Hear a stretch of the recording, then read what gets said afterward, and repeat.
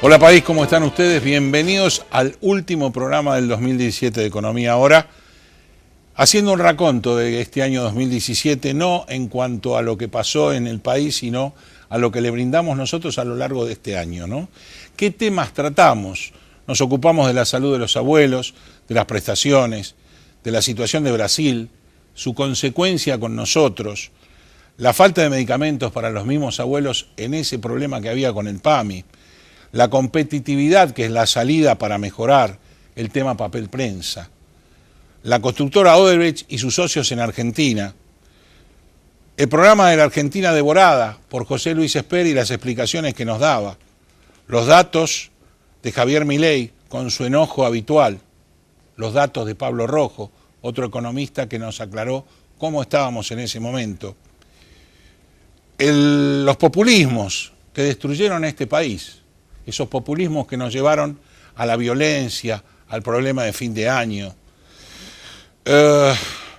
Y después tuvimos visitas, la visita de Merkel, lo que nos dejó, del bono a 100 años, ustedes ya se olvidaron de ese bono a 100 años, por supuesto de todos los temas que nos pasaron semana tras semana, como por un lado Santiago Maldonado, por otro lado Nahuel, por otro lado el Ara San Juan, todos los temas que fueron quedando atrás y todo lo que se dijo atrás de esos temas y todo lo que se demostró atrás de esos temas. Y por supuesto tuvimos muchísimas visitas que ustedes pueden volver a ver en nuestro canal de YouTube, y tuvimos la visita de María Kodama, la visita de Daniel Marx, la visita de Carlos Rottenberg, la visita de Pacho O'Donnell, la clase de educación que nos dio Alieto Guadañi, que nos dejó por qué Argentina estaba así, los consejos que Mario Blecher nos dio con fe en este gobierno, la sabiduría energética de Daniel Montamati, los que nos pasaba, tanto en los combustibles como en la energía, los análisis políticos de Aragón, de Jorge Giacobbe, de Rosendo Fraga, la experiencia de Chiche Duhalde, el presidente de la AMIA, con sus aclaraciones, el señor Cohen Sabán, la visita de candidatos como Casamiquela, Toti Flores, Margarita Stolbizer, Matías Tombolini, Alejandro Grandinetti, Andy Freire, Luis Zamora, Nito Artaza, Vilma Ripoll, Rodolfo Tailade, Guillermo Moreno y tantos otros que nos visitaron a lo largo de este año entre esas dos elecciones. Las PASO por un lado, que fue una mentira, y luego las elecciones finales. Los referentes como Carmen de Carlos, que nos habló del tema Barcelona y ese independentismo que no terminó bien, Miguel Schiariti, que nos aclaró todo lo que pasaba con la carne en Argentina, Félix Long, en cuanto a la Constitución y la falta de respeto, Álvaro de la Madrid y su quimera kirchnerista en Chubut, funcionarios como Pablo Abeluto, el ministro de Cultura, Alejandro Fernández, del Consejo de la Magistratura de la Ciudad de Buenos Aires, y todos los que concurrieron a este programa en representación de ONGs y problemas reales con la sociedad y de distintos organismos que tenían problemas y que nosotros lo abrimos para que ellos los expresaran. Tratamos de abarcar todos los problemas que tuvo el país, todos los problemas que tuvimos tanto en la Ciudad de Buenos Aires como en la provincia de Buenos Aires, con críticas hacia el gobierno, con críticas hacia el gobierno anterior, con lo que vemos que está mal, sin partidismo de ningún tipo. Eso es lo que es Economía Ahora tras estos 20 años de estar con ustedes. No ininterrumpidamente, porque tuvimos un lapso de interrupción en función no de la ley de medios, sino de los medios que molestaban. Hoy aparentemente eso no existe, gracias a Dios, y podemos seguir diciendo de todos y para todos. Por supuesto, tenemos que hacer un raconto de todo lo que no hicimos los argentinos para mejorar. Tuvimos violencia, tuvimos problemas, también tuvimos en otra época saqueos y el hambre se terminó rápido después que se cayó el gobierno. También tuvimos en otra época violencia y juzgaron a las juntas militares pero no a los montoneros. Tuvimos muchas cosas.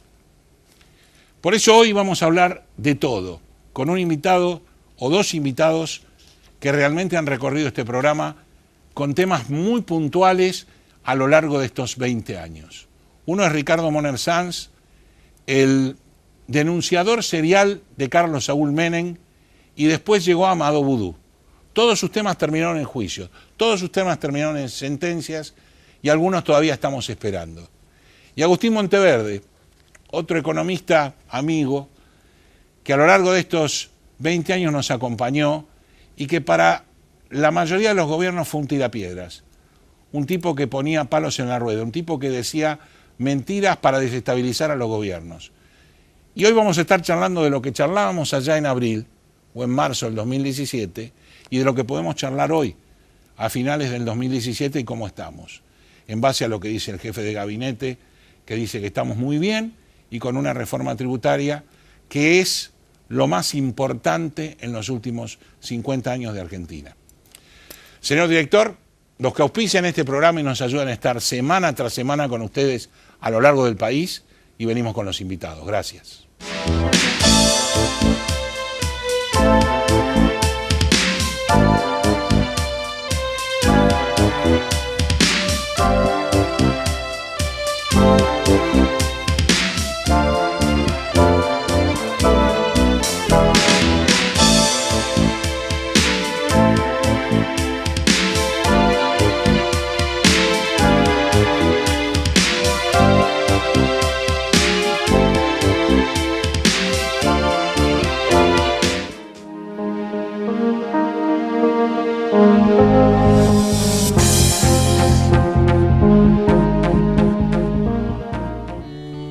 Relevamientos y auditorías fiscales Sociedad Anónima.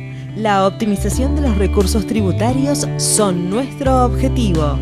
Una vida de experiencia, brindando servicios y dando soluciones a empresas y a organismos tributarios provinciales y municipales. Para información, relevamientosauditorías@gmail.com. Bodega Iacarini cuenta la historia del vino de San Rafael. Cada una de sus líneas transmite los valores de la tradición, el culto al trabajo y su recompensa, el homenaje a sus hacedores.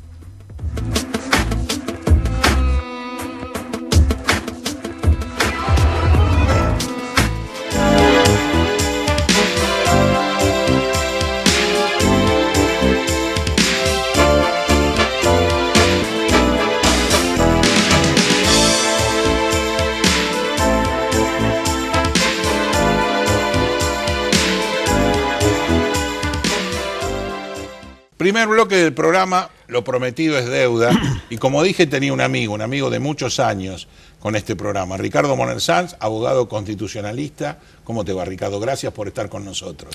El agradecido soy yo, porque por 4 o 5 personas a lo largo de muchos años de ejercicio de la profesión al servicio de la higiene pública, son 4 o 5 los que han tenido una especie de fidelidad hacia, no exactamente mi pensamiento, pero sí a la continuidad del pensamiento. Así es. Creo que debo ponerte en primer plano. Te agradezco mucho, No, te agradezco mucho. La verdad es... Realmente hemos vivido, hoy hacía un raconto de tus visitas al programa y pasamos por María Julia, por Grondona, por la AFA, por Vudú. Por Alderete. Por Alderete también. Distintos temas que yo ya me había olvidado de todo lo que habíamos hablado y de todas las causas que vos habías presentado en el programa contra tanta gente y que aparentemente, y gracias a Dios, están tomando un final previsto. No todas, pero sí algunas. Y eso me permite, yo no lo pensaba decir en ningún medio, pero vos te mereces esto. Yo, por razones familiares, me quedo casi todo enero en Buenos Aires. Y yo voy a estudiar este tema. ¿Cuántos jueces plancharon causas mías que luego, en el último envión, claro, llamémosle acomodaticio, como lo quieras vos llamar, ninguna duda. han salido. Hay dos que le explico. Uno, Y que la sociedad, sin saber que eran causas tuyas, empujó. Pero, por ejemplo, el patrimonio del matrimonio, la segunda Exacto, de exacto. Canicoba Corral, antes de la de Ollarvide. Ollarvide. Antes de la de Ollarvide. En 3-4 meses la liquidó. No, estaba todo bien. El contador, Sin nada. sin nada. Sin que nadie haya visto nada. Nada. El contador del matrimonio había legalizado todo. El segundo tema es... El mismo contador que ahora está Ese. pidiendo hablar a gritos. Pero yo a ese contador lo imputé en otra Sí, causa sí. y no pasó nada. Nada. Me pregunté hace 48, 72 horas, y lo lanzo aquí por vez primera, si yo no tengo la obligación moral de pedirle al Consejo de la Magistratura Sí. que me investigue a los dos jueces, porque no puede ser que aquí no sabían nada y todo estaba macanudo, y luego cuando vino el vendaval, estos que decían que todo estaba macanudo, No estaba tan macanudo. y van a pasar inadvertidos. ¿Cómo Así se es. sanea el Poder Así, Judicial? como vos decís. Yo creo que sí. Yo creo que, y te vamos a acompañar sin ninguna duda, yo creo que hay que hacerlo, porque necesitamos el sacudón final. Claro. Porque las peras caen, pero muy pocas. Sí, sí. Y los mismos jueces que antes se hacían los distraídos con causas del oficialismo, hoy también se hacen los distraídos con causas del oficialismo. Así es, así es. Contanos un poco, que sí es un gran logro tuyo, la sentencia de Río Tercero. Bueno, la sentencia de Río Tercero es así. Para la gente que tiene que en noviembre de 1995, es decir, hace 22 años, puede haberse olvidado, le recordamos que en marzo del 95 yo había promovido lo que se llama la venta ilegal de armas, patrocinada por un decreto firmado por Carlos Saúl Menem, marzo del 95. Noviembre del 95 se produce una explosión casual, entre comillas, en la fábrica militar más importante del interior del país, la fábrica de Río Tercero. Inmediatamente Menem viaja allí a Río Tercero y dice, bueno, esto ha sido una cosa, un accidente, y ustedes los periodistas tienen la obligación de informar así. Allí hubo una heroína, abogada cuyo marido muere por la explosión de Río Tercero, y que ella se tomó al hombro demostrar que aquello no había sido un accidente, impugnó cuanta pericia hubo, tenía sus abogados de Córdoba, y yo la ayudaba porque tratábamos de demostrar que el delito de Río Tercero era para encubrir conectado el delito de las armas. Ana Grete. La Argentina le debe un monumento a una mujer que en soledad, en Río Tercero, cuestionó todos los peritajes amañados y se llegó a la absoluta verdad, la mano del hombre. ¿Quién podía tener interés en la mano del hombre? Determinados fulanos, cuyos nombres no los he traído. Cornejo Torino encabezaba esto. Y entonces conseguimos, y ya digo conseguimos, porque muere el abogado de ella y Auca Barbero, Horacio Viqueira y yo, ellos dos desde Córdoba, yo desde Capital Federal, tomamos la posta, conseguimos en el Tribunal Oral Federal de Córdoba la condena a 5 militares responsables de la custodia de todo esto y, en todo caso, responsables por omisión. Y ellos, días atrás, tuvieron una audiencia porque a la condena de 14 años, casi todas, apelaron ante el Tribunal de Casación Penal. El Tribunal de Casación Penal dijo no corresponde porque la sentencia está perfectamente bien fundada. Entonces, acá viene otro aspecto de la cuestión, mi querido Olivera Rendo. ¿Por qué vos no lo pudiste leer en los diarios? ¿Por qué no salen los diarios? ¿Por qué no salen? Porque no salen los diarios. ¿Por qué no salen los diarios? Qué pena. Una heroína sola, mujer, viuda. Nosotros... No es la primera vez que hablas de ella en este programa y realmente sí fue una heroína. Una heroína.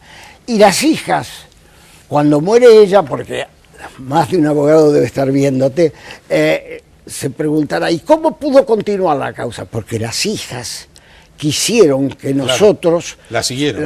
la siguiéramos.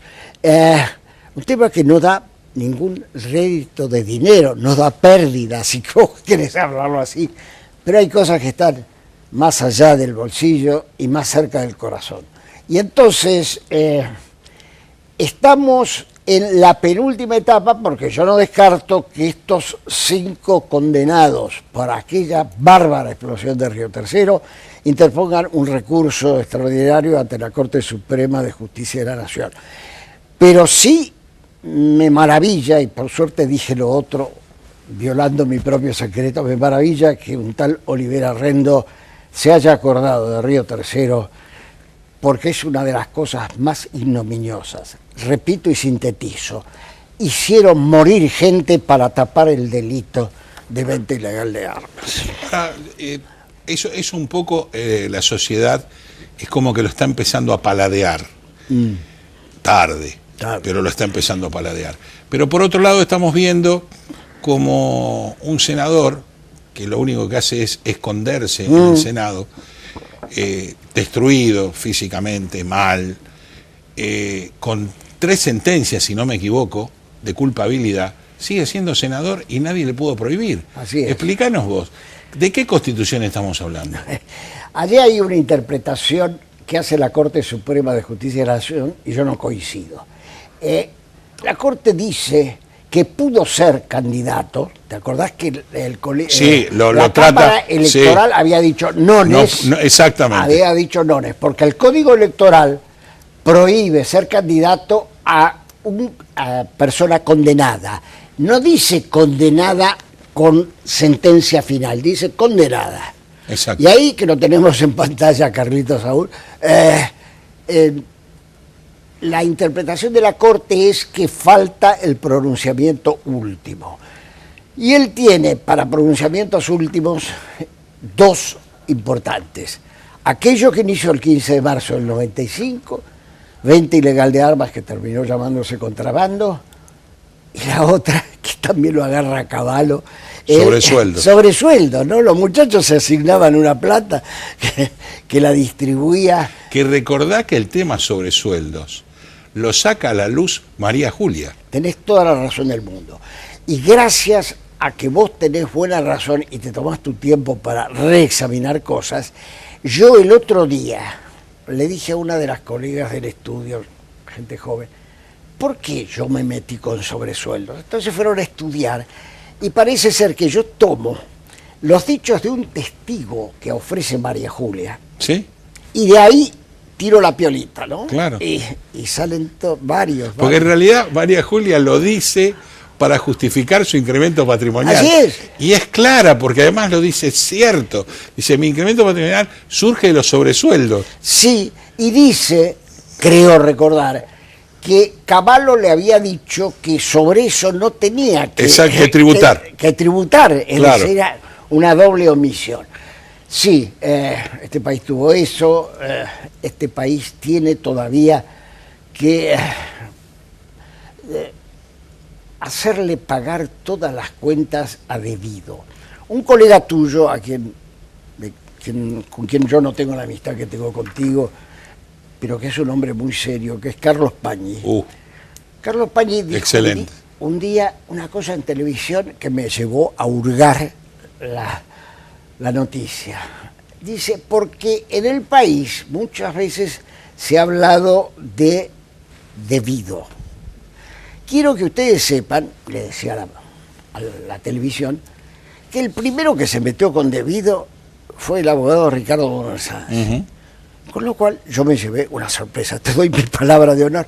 Y fui, claro, y es cuando un hombre baja de misión de Corrientes y me trae una serie de elementos que demostraban que esta casa del Plan Federal de Viviendas, de esta dimensión, igual que esta, acá tenía un precio, acá tenía otro, porque sí, acá comía este y acá no comía este. Sí. Y allí el homenaje, dado que tu audición llega a todo el país, el homenaje a esa persona que no sé si vive, pero sí a la posibilidad de que por vía de anónimos sepamos muchas de las cosas que han ocurrido, algunas que ocurren y seguramente alguna que ocurrirá. Lo que pasa es que vos fuiste un tipo que generó mucha credibilidad en la sociedad y yo creo que esos anónimos que vos recibías, y comentaste varias veces en este programa, que han tirado la piola, te han tirado la piola para decir tiro de esto y salieron cosas impresionantes. Impresionante. Ministerio de Economía, compras de autos directos, compra de ropa, compra de zapatos. Lo recuerdo porque en este programa prácticamente lo diste como exclusividad en ese momento. Sí. Y era el ministro de Economía amado. Amado. Era un amado ministro de Economía. Sí, sí. Y después nos enteramos muchas peores cosas. Muchas peores. ¿No? Muchas, desde sí. la fábrica de hacer dinero hasta el truchar un 0,8 de un auto para no compartirlo en una separación. O sea, cuando sos rata total. Sos rata. La miserabilidad integral, ¿no? Claro. Sí, es cierto, 19 autos alta gama, en donde vos fijate que cuando el juez Lijo tiene que fundar el tema de por qué le hace preventiva y lo manda preso a Vudú, toma ese tema, pero ese tema no era de su juzgado. Yo no sé si vos percibiste que mientras con Julio Devido pareció muy clara la doctrina que manejó la Sala Segunda, es decir, los hombres con mucho poder que pueden llegar a muchos lados, a propósito de Río Claro. Turbio, se puede entender de la peligrosidad de que quede en libertad. Exacto. Peligrosidad por la salud de la causa. El caso de Vudú, independientemente de esa cosa inmoral, de fotografiarlo, de hacer una especie de show, etc. Bueno, lo han habilitado para hacer juicio a eso. Claro. Está perfecto. Realmente allí, el juez del número 4, Lijo, me parece que no estuvo a la altura de las circunstancias. Dicho sea de paso, me enteré que hay una causa abierta respecto del hijo, Sí. porque no estarían claros sus números. Tampoco. Ni los del hermano. Che, y este año volteamos a Freiler. También, ¿te acordás de Freiler? ¿Te acordás de Freiler? Otro muchacho importante que además creo que corría la misma impunidad de todo el kirchnerismo. Nunca me van a investigar, aunque me compre la Quinta de Olivos. Tal cual, tal cual. Ahora, yo me pregunto, ¿qué pasará si estos jueces, ante la reacción y la caída de las peras, empiezan a sentenciar? Y entre esas sentencias, la que está primera en la lista, post todo lo que estará adentro, es Elizabeth. ¿Qué pasará si le meten una sentencia a Elizabeth? Que creo que ya tiene una, ¿no?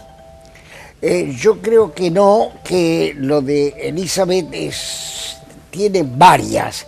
Lo que ocurre es que tendrían que conseguir el quórum para bajar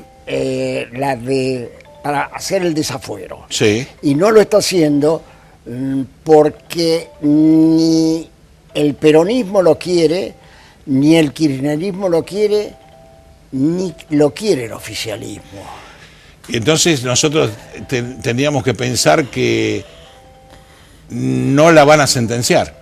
No. Va a seguir participando en la Cámara de Senadores. Así es una forma de decir. Participando, sí, no va. Va a seguir, bueno, por eso, va a seguir figurando en la Cámara de Senadores. Cobrando además. Como para que, como Carlos Saúl, sí, sí, como para estar protegida de lo que pueda pasar. Tal cual. Lo cual lleva a tu audiencia, que sé que es inteligente y numerosa, a preguntarse cómo, si para debido que era menos el desafuero prosperó, ¿por qué para ella no prospera el desafuero? Es que el desafuero, que lo pide Bonadío, allí es sí una decisión política. Y a mí me da la impresión, me puedo equivocar, que al gobierno le conviene tener una clara enemiga o un claro enemigo, porque diríamos que frente a muchas cosas, jubilados, modificación del contrato de trabajo y algunos etcéteras, como se compraron algunos coches para las policías locales, etcétera, me parece que es mejor que tenga un claro enfrentamiento contra ella, pero no ella en prisión. Entonces ahí como despedida de este hermoso bloque que he tenido con vos, diría que el gobierno está actuando igual que actuó el gobierno anterior, tratando de manejar la justicia para propia conveniencia. Sí. No sé si entendí mal. No, es parecido a eso. Lo único que me parece que acá tenemos que tener los ciudadanos una fuerza especial. Hay una diferencia notable desde el punto de vista económico entre robo y no robo. Entonces, lo que le tenemos que ayudar al presidente de la República es a decirle, ojo, no todo egresado del cardenal Newman es un tipo inteligente por sí mismo. Consulten antes. Sí. No se enreden en cosas por falta de información, porque un día tendremos un muerto y Cosequi Santillán, ¿te acordás? Sí, destruyó un gobierno. Destruyó un gobierno. Entonces, como queremos la continuidad democrática, yo vivo apelando, señor presidente de la República, hay que cambiar el Código Procesal Penal, hay que cambiar algunas cosas de economía, de la parte penal propiamente dicha, y yo me voy a ocupar de ver si algunos jueces que allá lejos y hace tiempo decían no, deben ser enjuiciados por haber dicho no cuando toda la prueba era así. Era así.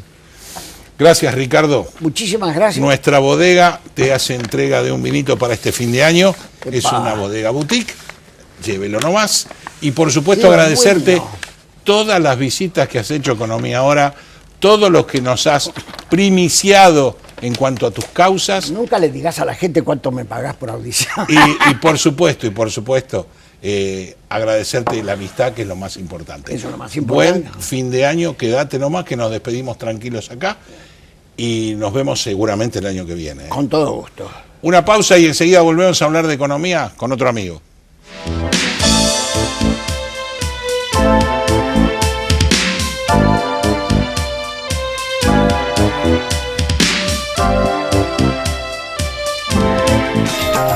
Oeste Pack, desde hace 20 años en zona oeste.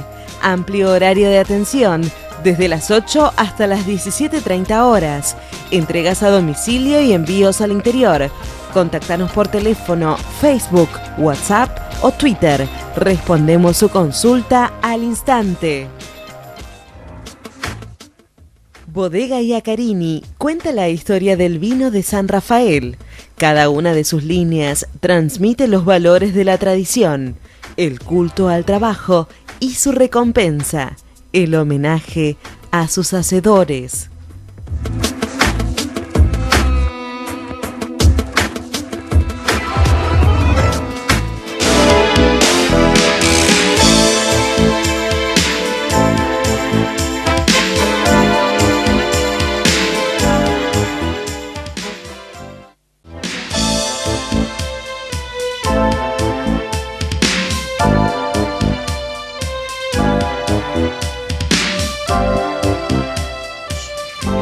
Segundo bloque del programa, otro amigo de la casa, tanto tiempo que hemos pasado en economía ahora con Agustín Monteverde, economista.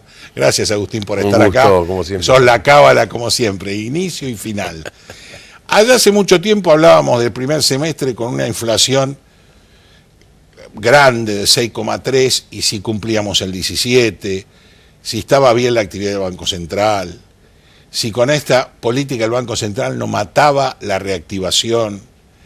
Si los gastos, el gasto público sigue aumentando, es imposible bajar la inflación, ¿cómo seguir? Mirá lo que estábamos hablando, digamos 8 meses antes. Y bueno, hoy estamos 8 meses después. Contame de lo que habíamos hablado en ese momento, ¿qué podemos hablar hoy de todo esto que ya habías dicho que estábamos mal? A ver, pero no teníamos un déficit comercial como ahora, o sea, te agrego cosas claro. del problema que de aquella vez, que era un índice que venía muy cargado, como terminaba, del Banco Central con unas tasas que venían altas y hoy están más altas, de unas LEVAC que tenían una cantidad de pesos y hoy tienen inmensidad más. ¿Te acuerdas que hablábamos mucho de eso? Exactamente, y bueno, y hoy tenemos un déficit comercial pavoroso, un déficit fiscal increciendo de acuerdo a los intereses pagados dobles, pues tenemos interés cuando la pido, interés cuando la cambio. ¿Cómo salimos de este iceberg? Raúl, el gobierno eligió como estrategia, en vez de reducir el gasto fiscal, financiarlo.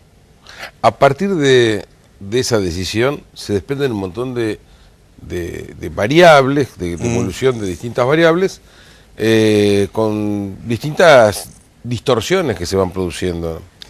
Eso es por no hacer shock, sino por hacer un gradualismo para reducir el déficit fiscal en el tiempo. A ver, yo sostengo que en el 2016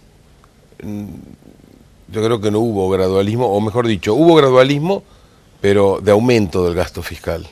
Sí. Fue aumentando gradualmente el gasto fiscal. Después vino en el último trimestre una política de shock, pero de shock de gasto. Tuvimos un festival de gasto. Estás hablando de 2016.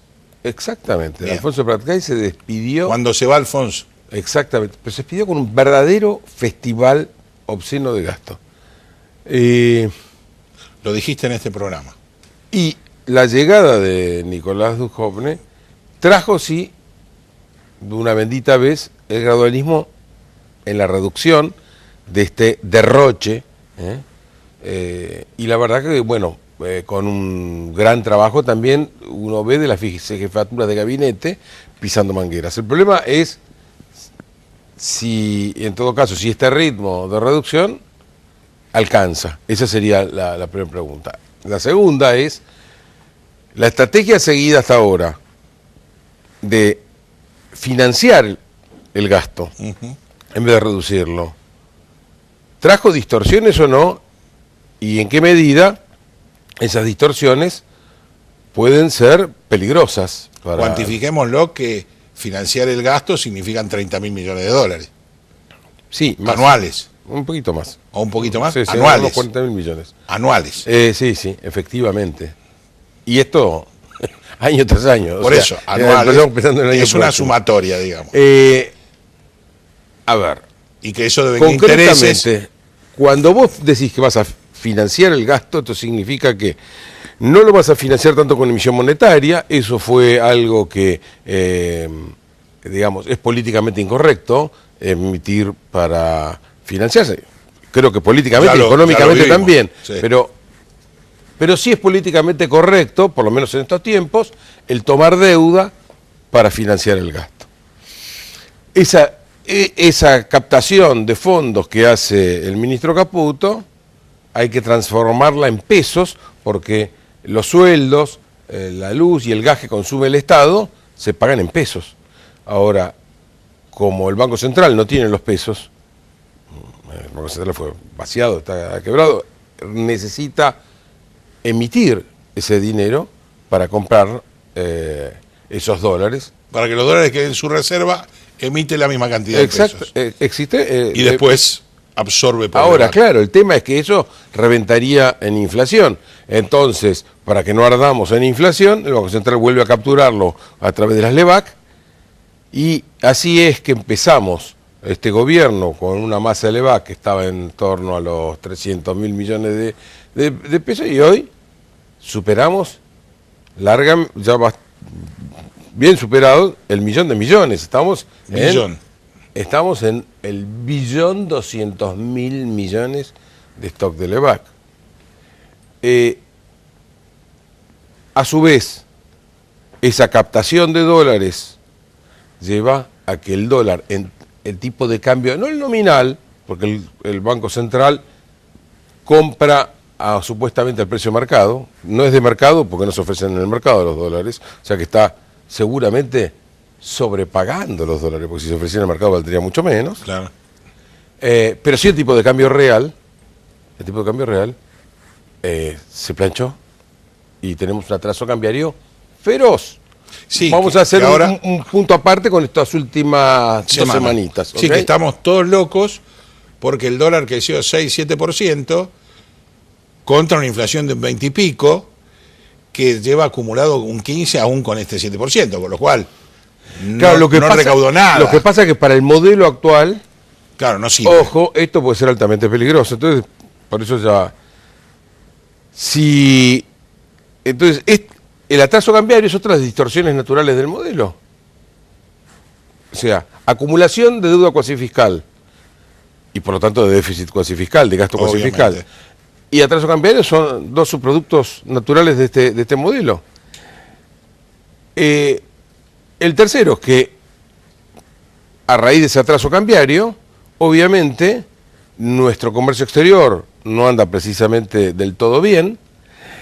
Eso nos lleva a cerrar aún más a cerrar la economía. Si bien hay un desequilibrio entre lo que crecen las importaciones y las exportaciones, estamos haciendo trampa para que no nos entren otros productos. Sí. Pero vos me mencionabas el déficit comercial, pero el déficit de cuenta corriente, que incluye al comercial de mercancías, pero que incluye también a los servicios y que incluye a otros flujos, ese va a cerrar el año en casi 29.000 millones de dólares. Es decir,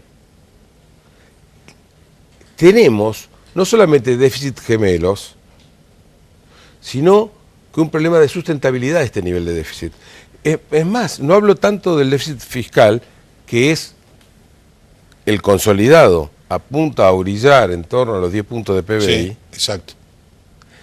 sino a la confluencia de estos 3 frentes de tormenta en un mismo punto geográfico. Y estos 3 frentes de tormenta a los que me refiero son el atraso cambiario, el déficit externo y la deuda cuasi fiscal, que si bien está emitida en pesos y supuestamente los inversores son inversores de pesos, en realidad son inversores de dólares, porque cuentan Así es.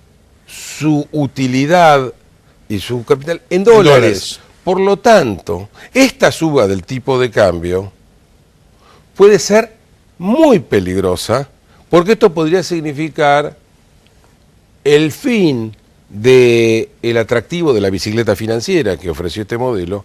Y si eso ocurriera, bueno, tengamos en cuenta que la deuda cuasi fiscal supera hoy ya, es casi 3 veces la base monetaria, y también supera 1,2 veces las reservas internacionales. Indudablemente han pasado estos 20 años porque estamos más viejos, porque vos dijiste que era una tormenta, es un tsunami. Claro, porque además agarro las declaraciones últimas del presidente y el jefe de gabinete. El presidente dice, indudablemente estamos en el camino correcto. A mí me preocupa. El jefe de gabinete nos dice, estamos en un país totalmente distinto, con un crecimiento importante y una reforma tributaria, casi me quiero morir, reforma tributaria que nos lleva a lo mejor de los últimos 50 años.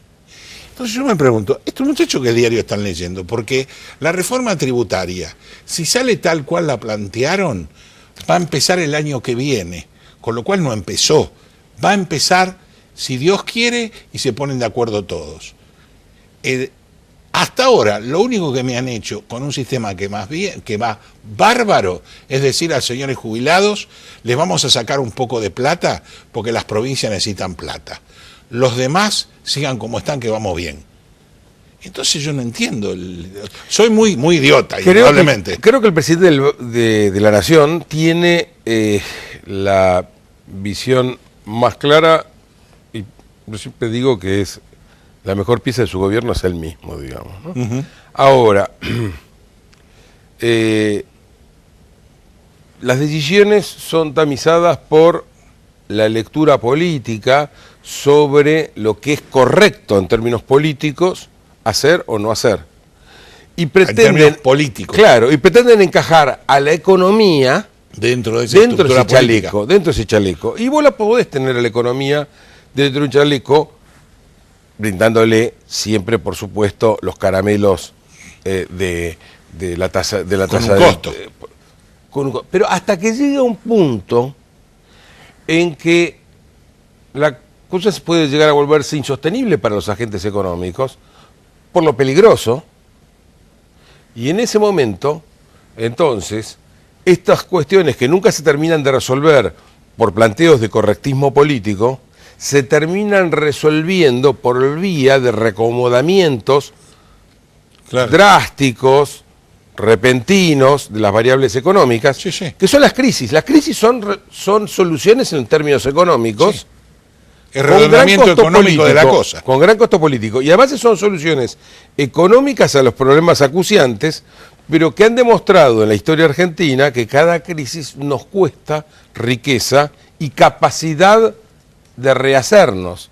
Y cada vez además nos van hundiendo más en esta vaca sagrada del estatismo, del cual este gobierno, que llegó en todo caso para cambiar un poco eso, le agarró totalmente el temor, la vergüenza de mostrarse, porque lamentablemente tenemos dirigentes, y no lo digo por el oficialismo, lo digo por toda la dirigencia. General, ¿no? En realidad la oposición es 800 veces peor, lamentablemente el oficialismo juega con eso, pero tenemos toda la dirigencia política que no son dirigentes, son dirigidos. ¿Por qué digo esto? Porque son dirigidos por las encuestas, son todos lectores de encuestas.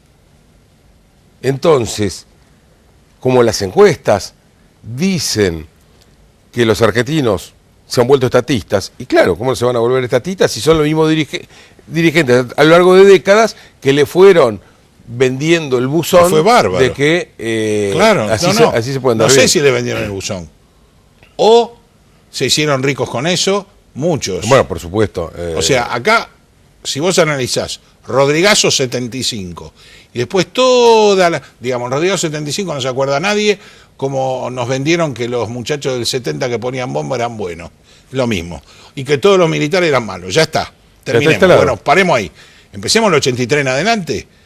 Lo tengo a Moró diciendo lo que dice, cuando era un adalid de Alfonsín, y Alfonsín lo echó el hambre en los supermercados, que había que usurparlos hasta que Alfonsín se fue. Después se acabó el hambre. Entonces los argentinos estos libros los leímos más de una vez. O Cavallo agarrado de la convertibilidad, que era un medio y no un fin, y muriendo con el medio. Mirá, Raúl, el tema de la deuda cuasi fiscal ha estado presente ya en la historia argentina en otras oportunidades. Sí. Fue la que le armó la crisis a Alfonsín, justamente. Sí, claro. Porque, a ver, el problema de cuando vos creás este problema del déficit cuasi fiscal es que a mí me preocupa más la deuda esta cuasi fiscal que la fiscal, con todo lo que ha crecido y demás. Y te explico por qué. Porque se genera un problema autónomo. Es un bicho con vida propia. Claro. Porque es un monstruo con vida propia. Nace por culpa del déficit fiscal, sí. Pero si vos hoy traes a David Copperfield y con una varita mágica acaba de un día para otro con el déficit fiscal, aún así el otro sigue. La deuda cuasi fiscal seguiría creciendo a un ritmo de 30%. Ahora, vos me decís que tenemos una lectura política dentro del gobierno que quiere encorsetar a la economía dentro de esa política, que yo estoy de acuerdo con vos. Ahora, el presidente, el jefe de gabinete, Nicolás Dujovne, Luis Caputo, todos los muchachos, los que vienen del Newman y los que no vienen del Newman, no leen a Esper, no leen a Monteverde, no leen a Milei, no leen a ninguno. O sea, ustedes es un grupo de sectarios tirabombas que lo único que quieren hacer es destituir al gobierno. No pueden pensar que tienen un 20% de razón, no los llaman. Digamos, por lo menos en mi caso, se han hecho algunas colaboraciones, pero lo que pasa es que el hecho de que te lo agradezcan y hagan lo que quieren. Y después seguir, bueno, tal vez no así, tal vez no sirva del todo, digamos, ¿no? A ver, además, esto, si no, además no todo esto lo terminan tamizando nuevamente por la política. Entonces, vos ves... No, si vos vas a hablar con Durán Barbo, olvídate. Claro, no sirve. Y cuando acá, a ver, sinceramente, yo no me considero ni economista, ni liberal, ni no liberal, soy economista. Los libros de economía dicen lo mismo en todas partes. Los libros de economía dicen lo mismo en todas partes. Bueno, por eso te digo, personas que piensan igual, se autotitulen como se autotitulen. Y además están poniendo puntualmente los problemas que tenemos. Los problemas se van repitiendo, se van engrosando, y como decís, hay un monstruo tapado, que si bien vemos uno, el otro está tapado, y después llegamos a la crisis y explota todo, y se reacomoda nuevamente con una pérdida brutal, nuevamente el país, con rotura de todo, rotura de leyes, rotura de condiciones, rotura de absolutamente todo. Y empezamos de vuelta. 10 años después estamos en la misma. Pero que, a ver, muchas cosas se repiten. Vos fíjate una cosa, esta estupidez del impuesto a la renta financiera, que está hecho para salvar la vergüenza de que nosotros gobernamos no para los ricos especuladores, sí, y qué sé yo, pero la verdad es pegarse un tiro en el pie, porque un país que necesita inversión, ir a grabar la inversión es francamente de estúpidos. Pero no termina en eso. Por ley estamos rompiendo nuevamente contratos. Sí. Por ley, porque estamos aplicando gravámenes sobre títulos de deuda que estaban exentos de impuestos. Entonces, uno dice, pero ¿cuál es el criterio que se están haciendo las cosas? Bueno, yo te toqué el criterio de la reforma previsional. Bueno, resolver el problema de las provincias. Bueno, vos fijate... Sobre todo la de Buenos Aires. Claro, punto. Bueno, claro, bueno. Ahora vamos al sistema impositivo, es lo que dijiste vos recién. Retoquemos impuestos, digamos que no estamos manejando tanto para los ricos. Pero te voy a decir algo, Raúl. Yo no despreciaría igual el realismo político. El problema es que muchas veces lo que te está trabando o que te está arruinando de tomar una buena decisión o así llevándote a tomar las peores, no es el realismo político, es el correctismo político, es el qué dirán, el no quedar desmarcado. Entonces, a ver, me parece bárbaro si esto sirviera para algo. Ahora, ¿esto no los va a proteger de la crisis que sepan conseguir si llegáramos a ese evento? Creo tampoco que los va a proteger en la política de lo que pretenden ganar. Porque cuando se desmadra la cosa, vos vas derrapando como si estuvieras en un tobogán de agua y vas cayendo terriblemente. Ya cayeron con distintas cosas que no son económicas. Pero vos fíjate, estuvo la manía de no hacer el inventario de lo que nos dejaban, de la bomba que nos dejaron. Fue un error. Ahora ya es tarde, ahora anda a explicarle a la gente, ahora ya cargan con todas las culpas. Sí, porque el tiempo pasó. Después, el gradualismo. Bueno, muchachos, me parece bien lo del gradualismo, pero que empiece algún día. Nos pasamos el año 2016 haciendo gradualismo al revés. Sí. Y después, como te decía, con el shock. Entonces, el gradualismo puede tener sentido si vos vas asumiendo costos políticos digamos, en forma paulatina. Ahora, en el camino, francamente, en el tema fiscal, no se hizo nada y se agravó la situación. Sí. O sea, es peor la situación fiscal al inicio del año 2017 que al inicio del año 2016. Agustín, gracias por esta charla de amigo que hemos tenido a lo largo de tantos tiempos, y realmente siempre me quedo preocupado, pero ahora me quedo preocupado cuando no escuchan. eso es mucho peor. Estábamos acostumbrados a un gobierno que no escuchaba y pensábamos que esto era Cambiemos.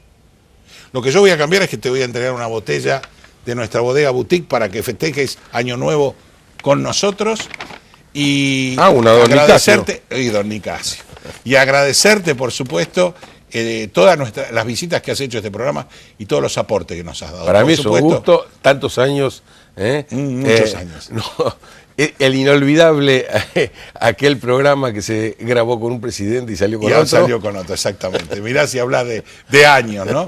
Bueno, y para ustedes obviamente es la despedida de este año, del 2017, un año duro, un año difícil, con cosas realmente nuevas, como que, por ejemplo, al informático de Nisman lo procesen, después de que no tenía nada que ver, o los distintos procesamientos que estamos viendo. Pero yo sigo diciendo lo que dije desde el comienzo del año hasta el final del año. Señores jueces, los pantalones largos y las sentencias, porque ustedes son fusibles. La sentencia es lo que hace que empiece a moverse el aparato judicial. Y yo les diría que no quiero mantener más presos, quiero que me devuelvan la plata. Hasta el año que viene a todos. Feliz 2018. Chao.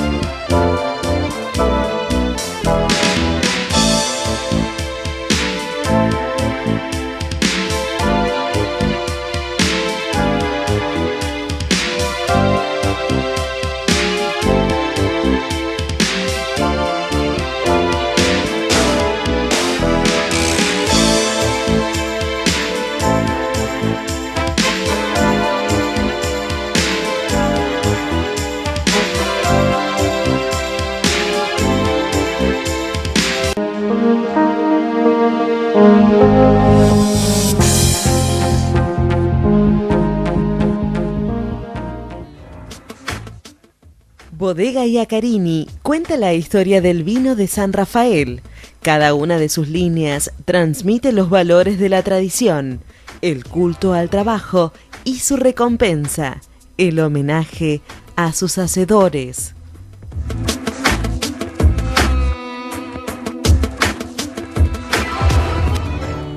Relevamientos y auditorías fiscales Sociedad Anónima.